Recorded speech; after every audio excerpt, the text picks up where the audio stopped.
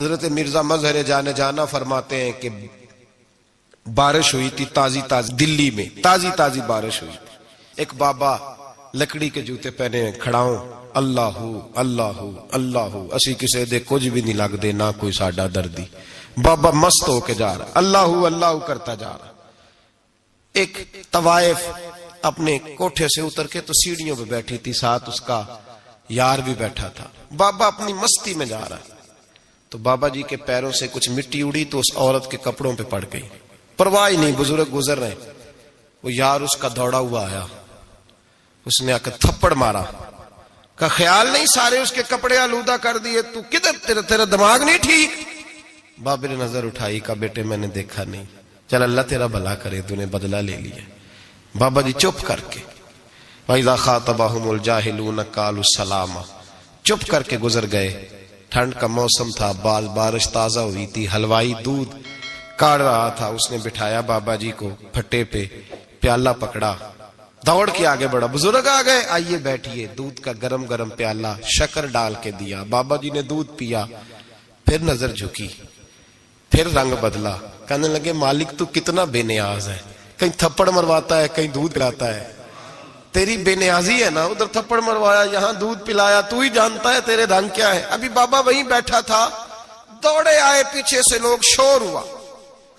بابے کو دبوچ کے وہاں لے گئے جہاں اس نوجوان نے تھپڑ مارا تھا. کہا تو اللہ کا بندہ ہے, اللہ کے بندے بد دعا تو نہیں دیتے. ہوا کیا؟ کہا تو نے بد دعا دی ہے. کہا نہیں دی, بات بتاؤ. کہنے لگے اس نے تجھے تھپڑ مارا ہے, چھت پہ چڑھا ہے, پیر پھسلا ہے, گردن کے بل گرا ہے, منکا ٹوٹ گیا, مر گیا ہے, تو نے بد دعا دی ہے. بابا جی کہنے لگے یار میں نے تو دوسرا لفظ بھی نہیں کہا, بھلا ہو کہہ کے گزرا ہوں, میں نے نہیں بد دعا دی. کہا تو نے دی ہے تبھی تو مر گیا. کہا نہیں دی.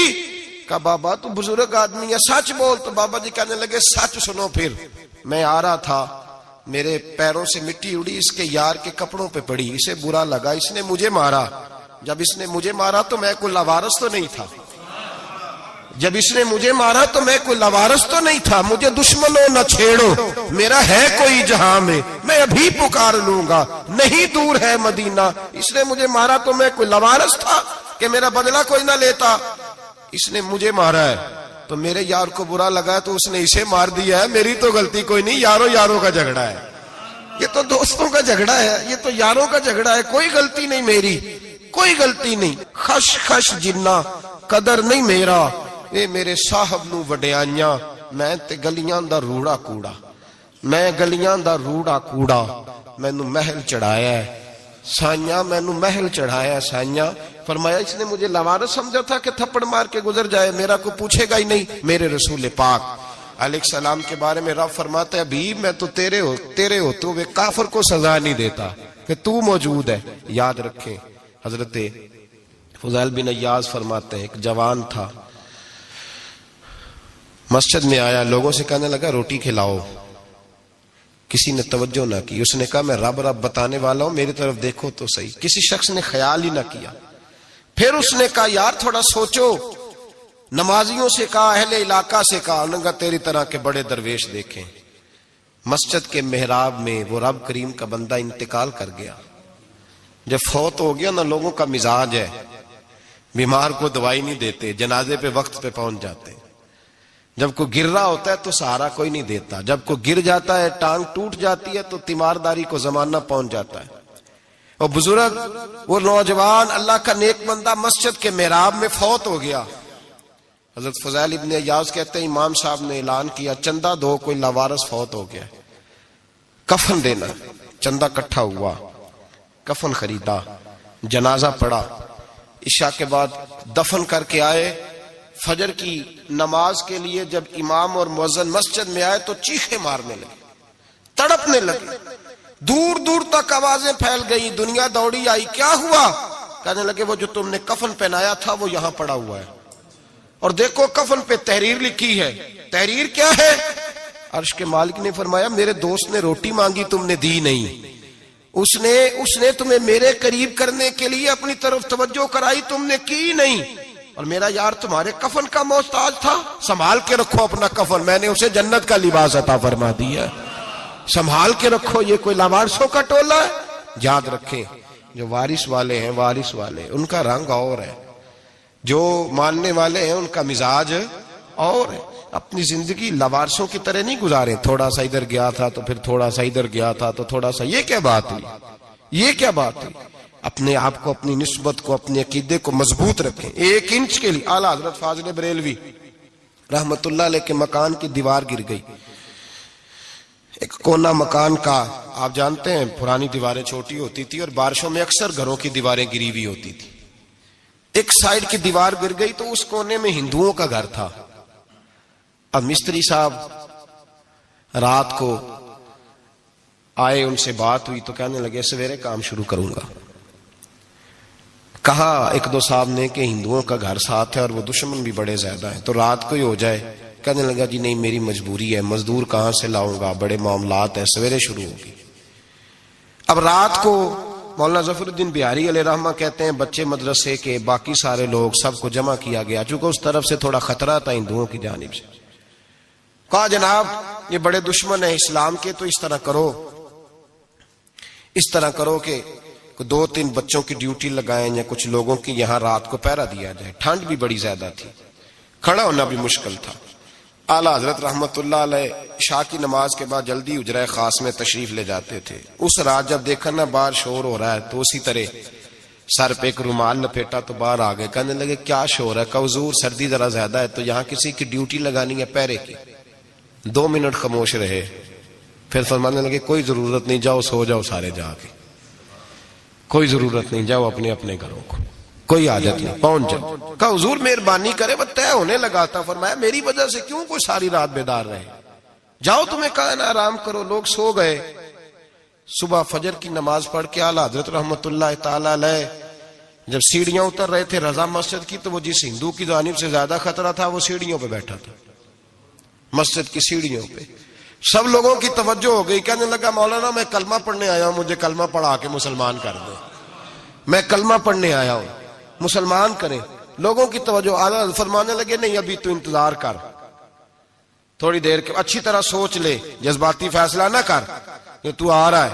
یہ کہہ کے جب 2 سیڑھیاں نیچے اترے اس کے پاس سے تو اس نے پیر تھام لیے. کہنے لگا اب ایسے تو نہ کرو، رونے لگا. اعلیٰ حضرت رحمت اللہ نے کلمہ پڑھایا، کچھ باتوں کی نصیحت فرمائی، تشریف لے گئے. گھیرنے والے گھیر کے بیٹھ گئے. کہنے لگے ہمیں بھی بتا بدلہ کیسے ہے. کہنے لگا دیوار گر گئی، آدھی رات کے وقت، آدھی رات تک انتظار کرتا رہا، پہرے دار کوئی نہیں، تو 2 تلواریں لے کر جب میں ان کے مکان کی جانب بڑھا، میں نے کہا آج گردن کاٹوں گا اور کاٹ کر کے نکلوں گا. کہتا ہے جب میں قریب آیا تو 2 شیر کھڑے تھے، اوپر سے پلٹ کے آیا تو پھر کھڑے تھے، ادھر سے پلٹ کے آیا تو پھر کھڑے تھے.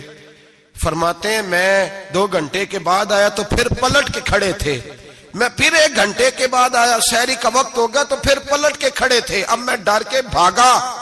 کہتے ہیں فاضل بریلوی نے اپنی کھڑکی سے منہ باہر نکالا. کہنے لگے اور کتنا تجربہ کرے گا، مجھے تو لاوارث سمجھتا ہے، لاوارث ہوں میں، اور کتنا تجربہ کرے گا، بس کر مان جا. میں نے کہا حضور یہ کون ہے، مجھے بتائیے تو صحیح یہ کون ہے. تو کہنے لگے میں نے ساری زندگی رسول اللہ کی عظمت کا دفاع کیا ہے، ساری زندگی غوث اعظم کے نعرے لگائے ہیں. ابھی تو یہ مدد صرف غوث پاک جیلانی کی بھیجی ہوئی ہے، ابھی تو غوث اعظم کی بھیجی ہوئی مدد ہے. مولا علی ابھی پیچھے ہیں، 2 جہاں کے محبوب ابھی اس سے پیچھے ہیں، وہ تو ابھی پیچھے ہیں، پیچھے کھڑے ہیں کہ ضرورت پڑی تو ہم بھی تیار بیٹھے ہیں. او بھائی آج رواج ہو گیا، رواج. میں نے 2-4 دن پہلے بھی کہا تھا، لوگ کہتے ہیں نہیں کوئی نہیں ضرورت، سامنے سارا کچھ نظر آ رہا ہے. او خدا کے بندو یاد رکھو، نسبت ہے بڑی چیز، جانے تگو دو میں. اگر کسی کو نسبت میسر آ گئی نا، نسبت، خالی دامن ہی مل گیا، تیرے ہاتھ میں کچھ ہے تو ہونی چاہیے نا. خالی دامن ہی تجھے کسی کا میسر آ گیا تو بچ گیا. اپنی نسبتوں کی حفاظت کریں، ان کو مضبوط کریں، ان پر محنت کریں، ان پر توجہ رکھیں. یہ نسبت جو ہوتی ہے نا، نسبت، یہ دیکھیں نا ایک گتا ہے، عام کتاب کو لگا ہوا ہے تو جہاں مرضی رکھ دو، اس کی کوئی قدر نہیں. لیکن جو گتا قرآن مجید کو لگ گیا ہے اس کو بغیر وضو چھونا جائز. ایک پٹھے پہ اینٹ بنی ہے، جو باتھ روم میں لگ گئی وہاں بغیر جوتے کے جایا نہیں جا سکتا، اور جو مسجد میں لگ گئی وہاں جوتے پہن کے جایا نہیں جا سکتا. یہ نسبت ہے بڑی چیز، اگر میسر آئے نصیب ہو اپنی نسبت کو مضبوط کر کے رکھا کریں، اس کی جولانی کا مظاہرہ کیا کریں، اس نسبت میں روز توانائی آنی چاہیے۔ میں آپ کو بڑی ذمہ داری کے ساتھ ایک بات بتاتا ہوں تجربے کی، ہمیں جتنا کسی نے آ کے کہا ہے نا نسبت کے خلاف، ہماری نسبت اس سے زیادہ مضبوط ہوئی ہے۔ ہمیں جتنا کسی نے آ کے کہا ہے نا جی آپ کو کیا ملا، آپ کو کیا ملا، تو ہم نے اتنا کہا یار جیسے جیسے تو کہتا جاتا ہے ہماری تو نسبت میں اضافہ ہوتا جاتا ہے، ہمارا تو مزاج بدلتا جاتا ہے، روز ایک نیا پردہ کھلتا ہے، روز ایک نیا رنگ واضح ہوتا ہے، روز ایک نئی توانائی۔ ابھی تھوڑے دن کی بات ہے، ایک مولانا شرف الدین صاحب ہے، مفتی صاحب، میرے حضرت صاحب کے مرید ہوئے، مفتی تھے، عالم آدمی تھے، سرکار تاج الشریعہ، ہمارے شیخ سے بیعت کی۔ اب ہمارے حضرت صاحب کا اس وقت حال وہی ہے، وَرَأَيْتَ النَّاسَ يَدْخُلُونَ فِي دِينِ اللَّهِ أَفْوَاجًا، اب فوجوں کی فوجیں لوگ آتے ہیں۔ ہم نے دیکھا ہے صرف خالی مرید ہونے والے باہر سینکڑوں کی تعداد میں ہزاروں لوگ بیٹھے ہیں کہ صرف بیعت اتنا کہہ دیں ہم نے قبول کیا۔ اس عالم میں اور جہاں حضرت صاحب کا اعلان ہو جائے کہ تشریف لا رہے ہیں وہاں لاکھوں کا مجمع جمع ہو جاتا ہے، اور ایک جھلک دیکھنے کو لوگ ترستے رہتے ہیں۔ یہ کیفیت ہم نے دیکھی، وہ دور گزر گیا، کبھی ایسا بھی ہوتا تھا ایک میں ہوتا تھا، ایک تو ہوتا تھا، اور تیسری تنہائی ہوتی تھی۔ وہ دور بیت جاتا ہے، وہ لمحے کسی کسی کو نصیب آتے ہیں۔ حضرت کا وہ مولانا شرف الدین صاحب کہتے ہیں مرید ہوا، تو مرید ہوا مجمع میں، رسی حضرت پھینکتے ہیں یا چادر پھینکتے ہیں تو پکڑ کے مرید ہوا، تو ساتھ ساتھ اور چادریں باندھی تھی، لوگوں نے پکڑی ہوئی تھی۔ ایک مولانا، میں جب بیعت ہو کے آیا ان کو بتایا تو مجھے کہنے لگے یار تو ایسی جگہ مرید ہو گیا جو تیری بات بھی نہ سن سکیں، جن کو تو دکھڑا بھی نہ سنا سکے، جو مصروف ہی بڑے رہتے ہیں، کہاں مرید ہو گیا تو؟ ایسے پیر کا بیعت ہوتا جہاں تو جاتا، وہ تیرے پاس آتے، گفتگو ہوتی، بات چیت ہوتی۔ کہتے جب انہوں نے مجھے بہت زیادہ قائل کیا نا، بہت زیادہ، تو میں نے ارادہ کر لیا، میں نے کہا بات ٹھیک ہے، بیعت کہیں اور ہونا چاہیے تھا۔ کہتے میں عشاء کے بعد سویا تو حضرت صاحب مجھے خواب میں ملے، خواب میں، اور فرمانے لگے مولانا جب آپ مرید ہوئے تھے تو آپ اس جانب بیٹھے تھے، اس کونے میں آپ تھے، اتنے لوگ آپ سے پہلے تھے، اس حال میں آپ مرید ہوئے تھے، اور جہاں تک بات چیت کرنے کی بات ہے تو آپ نے جو دل میں سوچا تھا وہ میں نے آ کے آپ کو بتا دیا ہے، پھر بھی بڑی ضرورت ہو تو میرے صاحبزادے کا نمبر لے لیں اور فون کر لیا کریں، بات ہو جایا کرے گی۔ کہتے ہیں یہ ابھی بات ہو ہی رہی تھی کہ میرے دروازے پہ دستک ہوئی تو میری آنکھ کھل گئی، میری آنکھ کھلی تو میں پریشان ہوں کہ نمبر تو ملا نہیں۔ ایک انجینئر صاحب میرے محلے میں رہتے تھے، فرماتے ہیں وہ شام کو میرے پاس آئے اور کہنے لگے مولانا سنا ہے آپ حضرت مفتی اختر رضا صاحب سے مرید ہو گئے؟ میں نے کہا ہاں، تو کہنے لگے میں ان کے مدرسے میں کام کر کے آئے ہوں، میرے پاس ان کے بیٹے کا نمبر ہے، چاہیے آپ کو؟ نمبر ہے چاہیے؟ کہتے ہیں نمبر مجھے وہ شام کو گھر آ کے دے گئے۔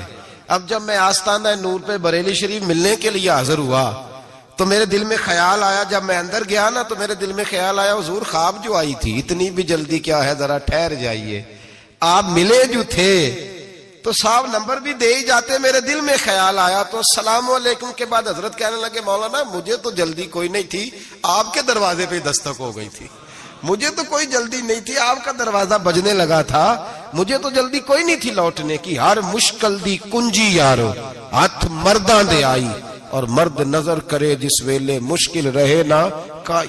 بس لوگوں یہ یاد رکھو اور اس پہ عمل کرو، اپنی نسبتوں کو مضبوط کرے۔ ہمارا تو جیسے دن کا اجالا چمکتا ہے نا، چمکتا ہے دل کا اجالا، جیسے نیا دن چڑھتا ہے ہمارے لیے تو ایک نئی روشنی لے کے آتا ہے۔ اپنے آپ کو بیدار رکھیں۔ سورج اگر باہر پورا نکل آئے نا تو جو آدمی آنکھیں زور سے بند کر لے اسے کوئی شے نظر نہیں آتی، پورا سورج نکلا ہوا بھی ہو۔ سورج اسے نظر آئے گا جس کی اپنی آنکھیں بھی کھلی ہوں گی، تو آنکھیں نہیں کھول رہے، تو آنکھیں نہیں کھول رہے، آنکھیں، یہ شکوہ آنکھیں نہ کھولنے کا ہے، آنکھیں نہیں کھول رہے تو سورج کیسے نظر آئے گا؟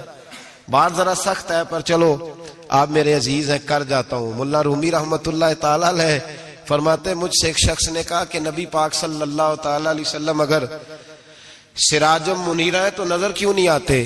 تو میں نے کہا الو اگر آنکھیں بند کر لے تو اسے کوئی شے نظر نہیں آتی، آنکھیں بند کر لے تو اسے کوئی شے نظر، تو آنکھیں تو کھولنا، آنکھیں کھول۔ یہاں میں اپنے کمرے میں یوں پردہ آگے کر کے لائٹ بند کر کے باہر شور مچاؤں سورج کوئی نہیں سورج کوئی نہیں، تو مجھے کوئی بندہ کہے گا پاگل، اس طرح کر، باہر نکل، ادھر آ تجھے دکھاؤں سورج ہے کہ نہیں، تیری تو اپنی آنکھیں بند ہے۔ اقبال کہتے ہیں دل بینا بھی کر خدا سے طلب، آنکھ کا نور دل کا نور نہیں، اندر کی آنکھیں کھول، اندر اتنا اندھیرا ہے تو باہر کیسے نظر آئے گا؟ تو لوگ آنکھ ہی نہیں کھولتے، دائیں بائیں دیکھتے رہتے ہیں۔ نسبت کو مضبوط کریں۔ رب تو فرماتا ہے حبیب تو موجود ہے تو میں کافر کو بھی عذاب نہیں دیتا۔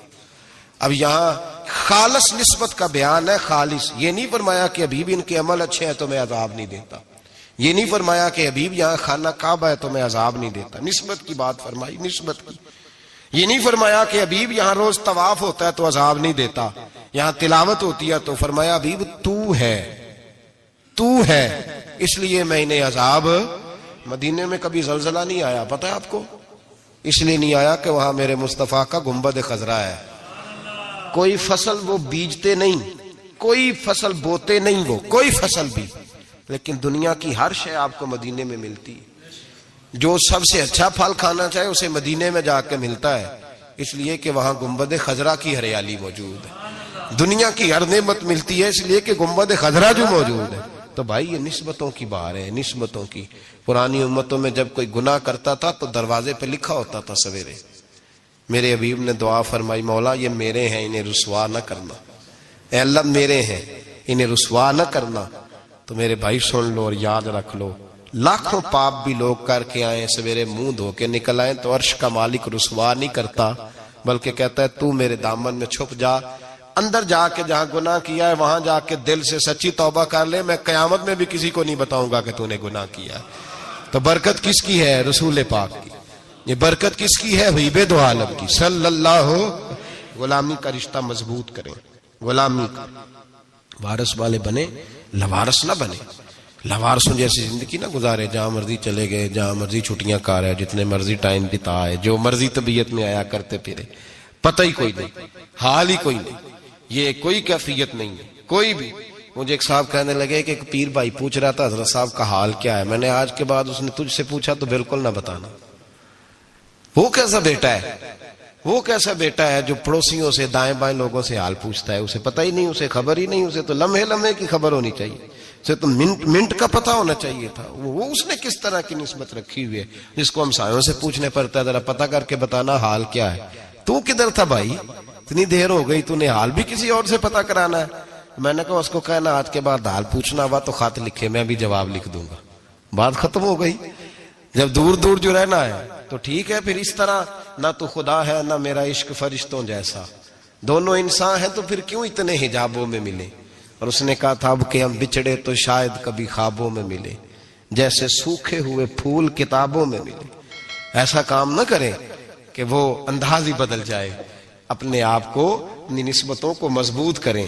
اللہ تبارک و تعالیٰ سے دعا اور التجا ہے کہ اللہ کریم ہمیں نسبتوں کی مضبوطی عطا فرمائے، اور اللہ تبارک و تعالیٰ ہمیں یہ توفیق دے کہ ہم سمجھ جائیں اس بات کو کہ اصل بات ہے کیا، اور اصل کی مضبوطی کتنی ضروری ہے، اصل تک پہنچنا کتنا ضروری ہے۔ اور یہ بھی یاد رکھیں، اماں جب ناراض ہوتی ہے نا، جب اماں ناراض ہوتی ہے تو کہتی ہے بس نکل جاتا، فٹافٹ نکل جاتا، دوڑ جا، کوئی تعلق نہیں۔ ابا بھی کہتا ہے آج آیا تو ٹانگیں توڑ دوں گا، حال ہی کوئی نہیں۔ اور وہی بیٹا جا کے 2 منٹ پیروں میں بیٹھتا ہے، کہتا ہے اماں تجھے پتہ ہی نہیں میں کتنی ٹینشن میں تھا۔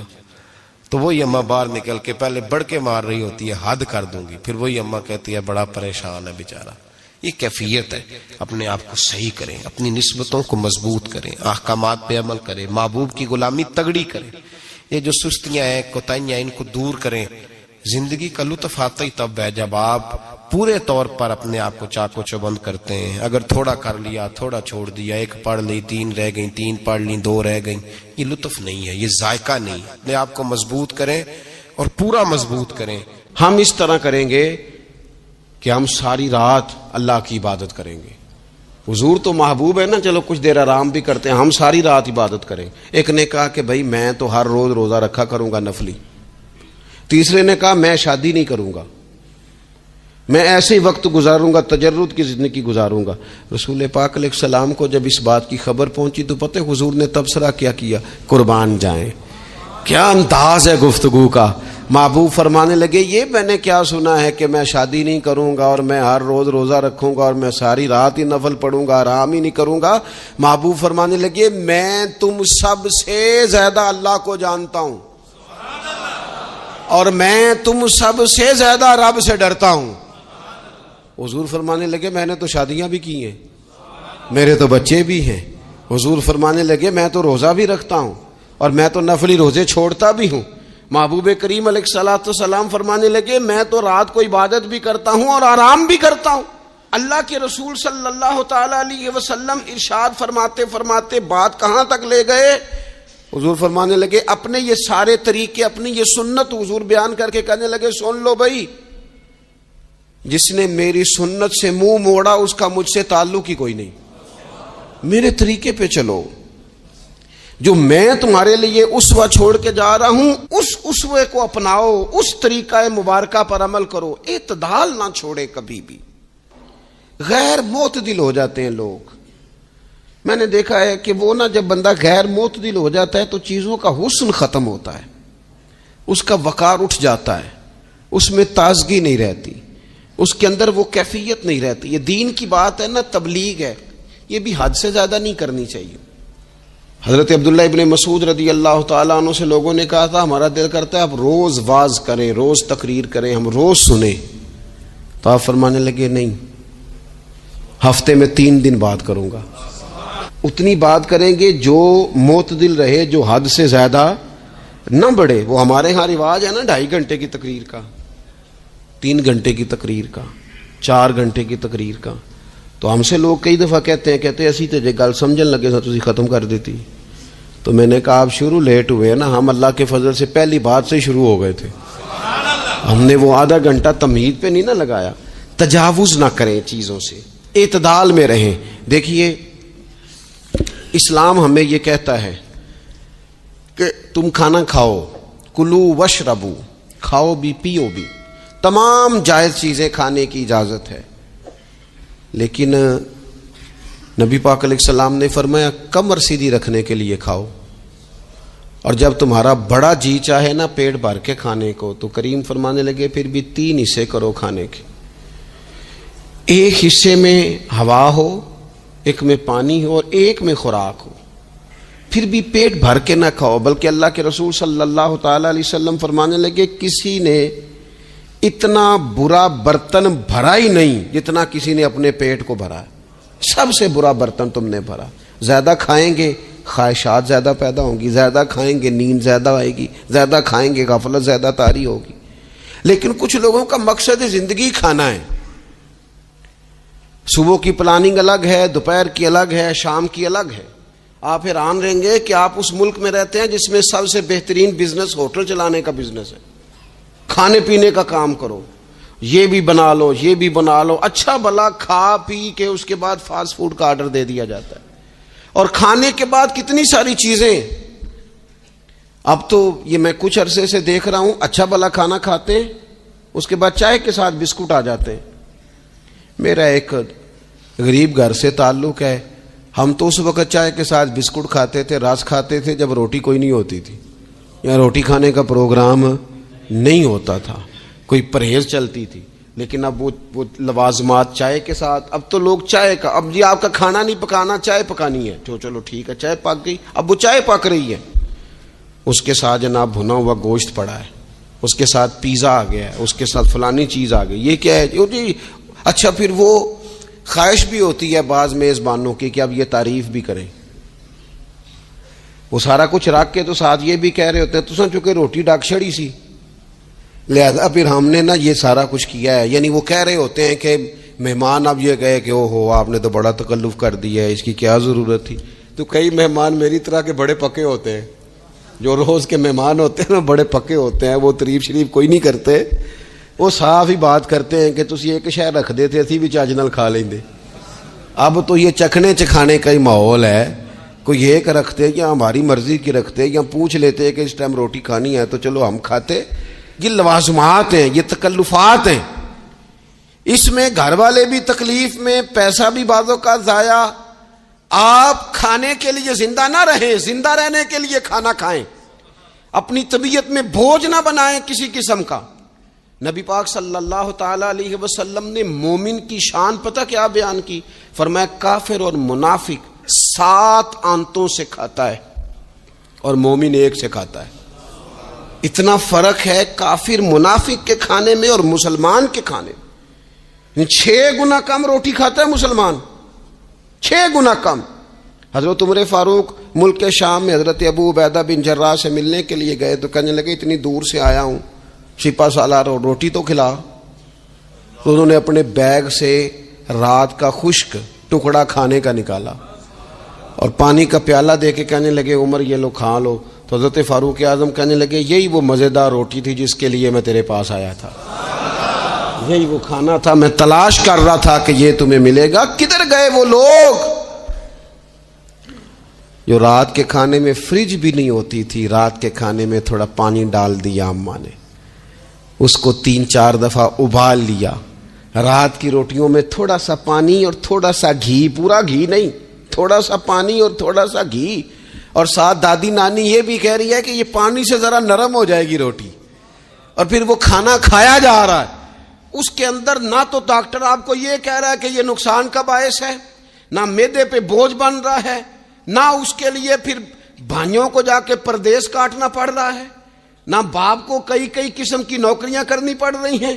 اعتدال میں گھر کے اندر ہی سارا کچھ مینج ہے. یہ وہ حسن ہے جو اسلام کہتا ہے تم غیر معتدل ہو گئے، تم حد سے بڑھ گئے، تم نے زندگی ساری کھانے پینے پہ لگا دی. اور بھائی من چاہی نعمتیں تو جنت میں ملیں گی. ہم نے تو مزے کے کھانے وہاں جا کے کھانے، وہاں ملے گا پھل اور وہاں ملے گی نعمتیں جو بار بار ملیں گی. چہرے ایک جیسے ہوں گے پر ذائقہ بڑا منفرد سے منفرد نظر آئے گا. تو وہ جو پردہ غیب میں چیزیں تھیں وہ ساری چیزیں لوگ کہتے ہیں ہاں جی ہم ساری غیر معتدل نہ بنے، تھوڑی سادگی لائیں، تھوڑا درمیانہ راہ. اسلام اس کو پسند کرتا ہے. نبی پاک علیہ السلام کی بارگاہ میں ایک مہمان آیا، ابھی وہ مسلمان نہیں تھا، تو محبوب نے فرمایا ایک بکری کا دودھ دھو کے اسے پلا دو. ایک بکری کا دودھ دھویا گیا، پلایا گیا، پھر دوسری کا دودھ دھویا گیا، پلایا گیا، پھر تیسری کا. وہ 7 بکریوں کا دودھ پی گیا. صبح اللہ نے توفیق دی اور وہ کلمہ پڑھ گیا. اب نبی پاک علیہ السلام نے فرمایا اسے بکری کا دودھ دھو کے پلاؤ. ایک بکری کا دودھ پیا، دوسری کا پی نہ سکا، رات 7 کا پی گیا تھا. تو میرے کریم فرمانے لگے یہ مومن اور کافر کا فرق ہے.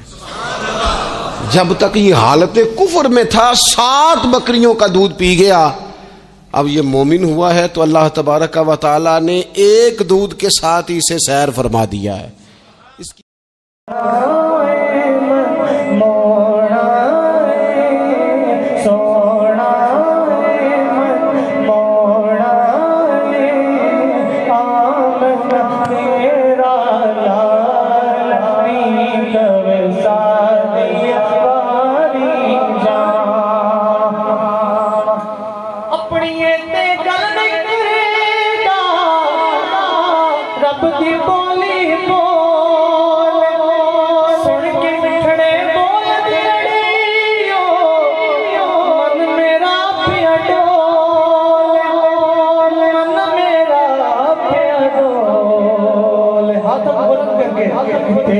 کیا بات